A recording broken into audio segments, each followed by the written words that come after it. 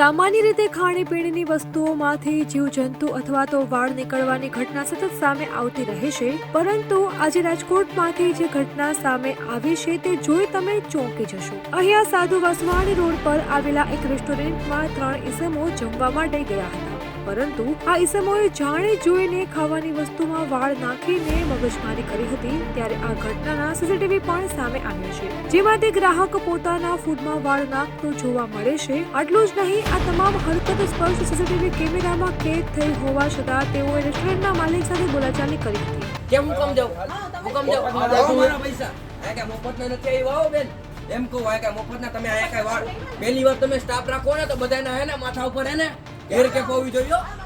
હા ફૂડ નામ દેવાની વાળા વાત નથી એને કઈ તમે ધ્યાન દેવાની વાત નથી। ફૂડમાં હો તમે ફૂડમાં હો, તમે ફૂડ ઇન્સ્પેક્ટર છો, તમે એમ કહો હેડ કેપ આ તે એવું ફરજિયાત છે, એવું ફરજિયાત છે કે હેડ કેપ વાપરવાની તમે હો તો કેવું બોલો તમે હો ભાઈ મફતમાં લીધું નથી, મફતમાં જ તારે લેવું તું, મફતમાં જ લેવું તું તારે, તે હું કીધું તું તારી આગળ પૈસા નથી, હું કીધું તું ભાઈ તોય પૈસા મેં દીધા ને ભાઈ, ઈ તો પછી ઈ તો તે માથાકૂટ કરવા હાટું થઈને પછી દે દીધા, તોય પૈસા દીધા ને હા ભાઈ। તો પૈસા દીધા તો ઈ તો તે દેવાના જ હોય, તમારે ખાવું હોય ને તો દેવા જ પડે, મફતમાં કઈ ના મળે।